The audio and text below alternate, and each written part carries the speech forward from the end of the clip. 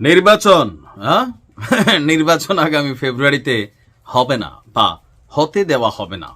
আর যদি ফেব্রুয়ারিতে নির্বাচন হতেই হয়, বিয়স নতুন একটি গুরুত্বপূর্ণ ভিডিও নিয়ে চলে আসলাম। ভিডিওটি না টেনে সম্পূর্ণ দেখার অনুরোধ রইল।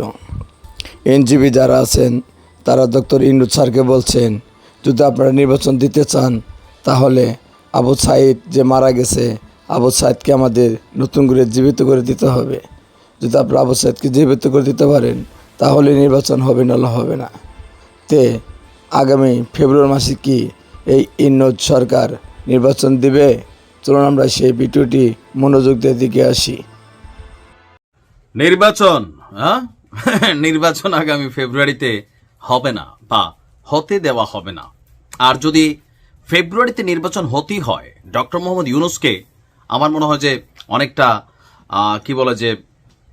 কি বলা হয় আসলে শব্দটা কি বলবো, যে এমন একটা শক্তির অধিকারী হতে হবে, এটাকে স্বয়ং আল্লাহ পাকের সাথেই তুলনা করা যায়। কারণ মৃত ব্যক্তিকে জীবিত করা তো কোনো মানুষের কাজ না, পীরতন্ত্র অলিয়া উলিয়ার কাজও না। তাহলে এই ক্ষমতা একমাত্র আল্লাহ রাব্বুল আলামিনের আছে। আগামী ফেব্রুয়ারিতে নির্বাচন হবে কিনা এ নিয়ে আমরা যখন আশঙ্কা করছি, তখন আজকে প্রকাশ্যে বিএনপির এনি সাহেবের সামনেই একটা প্রোগ্রামে এনসিপির নাগরিক পার্টির, আমাদের জাতীয় যে নাগরিক পার্টি আছে, তাদের যিনি একজন মুখ্য সমন্বয়ক নাসির উদ্দিন পাটোয়ারি জ্বালাময়ী বক্তব্য দিয়েছেন। তারেক রহমান গত বছর আগস্টের পরপরই বলছিল যে এবারের নির্বাচন খুব কঠিন হবে, ইতিহাসের সবচেয়ে ভেজাইলা নির্বাচন হবে। আসলে কি সেই পথে হাঁটছে? কারণ ডক্টর ইউনূসের জন্য যে শর্তগুলো দেওয়া হয়েছে এগুলো কি আদৌ সম্ভব, অথবা বাংলাদেশের মানুষ এনসিপির কথায় আসলে নির্বাচন থেকে কি পিছাই যাবে? ডক্টর মোহাম্মদ ইউনূস অলরেডি নির্বাচন কমিশনকে চিঠি দিয়ে দিছে ফেব্রুয়ারির প্রথম সপ্তাহে নির্বাচন আয়োজন করার জন্য। অলরেডি নির্বাচন কমিশন তারা আবার ব্যবস্থা নেওয়া শুরু করছে, স্বরাষ্ট্র মন্ত্রণালয় কাজ শুরু করছে। এর মাঝখানে আগামী ফেব্রুয়ারিতে নির্বাচন হতে দিবে না এনসিপি। যদি ডক্টর ইউনূসকে নির্বাচন করতে হয়, কয়েকটি শর্ত পূরণ করতে হবে। শর্ত কি? নাসির উদ্দিন পাটোয়ারি বলছে নির্বাচনের ডেট ঘোষণা হয়েছে, ফেব্রুয়ারিতে নির্বাচন হবে, ফেব্রুয়ারিতে নির্বাচন হবে না। এখন তারাবাই কিংস পার্টি, কোনটা ডক্টর ইউনূসের মনের কথা, কোনটা নাসির উদ্দিনদের মনের কথা, এই নিয়ে কিন্তু একটা কনফ্লিক্ট দেখা যাচ্ছে। এই নাসির উদ্দিনটাই 5ই আগস্ট সমুদ্রের তীরে বৈশা অনেকক্ষণ চিন্তা করছে নির্বাচন কেমনে পিছানো যায়, রাজনীতি নিয়ে কি করা যায়।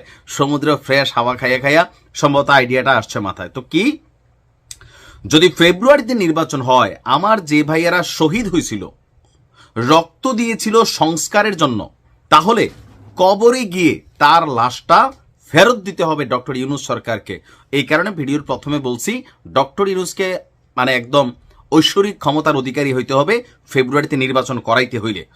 তার বক্তব্য, আমার যে ভাইয়ের হাতটা চলে গিয়েছিল, যদি সংস্কার কাজ শেষ না করে নির্বাচন হয়, তাহলে এই সরকারকে আমার ভাইয়ের হাতটা ফিরিয়ে দিতে হবে। কেমনে দিবে ভাই? চায়না হাত নাকি অরিজিনালটা তো সম্ভব না, চায়না দিয়া নাকি অনেক কিছু। আবার আমরা তো শুনলাম ডক্টর মোহাম্মদ ইউনূস বলছেন কয়েকজন ছাত্রকে বিদেশে চিকিৎসা করতে পাঠাইছে। তথ্য বলছে যে এক একটা ছাত্রের পিছনে 2 কোটি থেকে 12 কোটি টাকা খরচ হয়েছে। তাহলে কি খরচ হইল? আচ্ছা, এরপরে বলা হচ্ছে যে মায়ের বুক খালি হয়েছিল, ওই মায়ের বুকের সন্তানকে ফেরত দিতে হবে। এখন এই জিনিসগুলা আদৌ কি সম্ভব? নির্বাচনকে ঘিরে পিআর পদ্ধতি একটা ভেজাল তো আছে, জামাত এনসিপি খুব পাগল হয়ে আছে এই পিআর এর জন্য। দ্বিতীয়ত হচ্ছে এই যে অদ্ভুত শর্তাবলী দিচ্ছে, অনেকে বিষয়টাকে হালকা নিচ্ছেন, কিন্তু এনসিপি চাইলে এটা নিয়ে ডক্টর ইউনূসের সামনে এমন একটা অবস্থান দাঁড়া করাইতে পারে, রাতারাতি যেভাবে নির্বাচন ফেব্রুয়ারিতে ঘোষণা করছেন ওইরকম একটা সিচুয়েশন থেকে আবার সিদ্ধান্ত বদলাইয়া গেলেও যাইতে পারে যে ফেব্রুয়ারিতে নির্বাচন হবে না। বিএনপি সম্ভবত এর জন্য স্পেসিফিক ডেট চাচ্ছেন, ডেট যে কত তারিখে নির্বাচন। এখন এনসিপির এই দাবি বা জুলাই আন্দোলনের যে চেতনা, সেই চেতনা থেকে তারা যে বক্তব্য দিচ্ছেন, ডক্টর ইউনূস সরকার কি এগুলা মানবেন নাকি মানবেন না? যদি মানেন তাহলে ভেজাল নির্বাচন বিএনপিতে হবে না, মানে ফেব্রুয়ারিতে হবে না। আর যদি না মানেন তাহলে নির্বাচন হতে দিবে না। উনি আসলে কোথায় যাবেন? সময় বলে দিবে। ভালো থাকুন।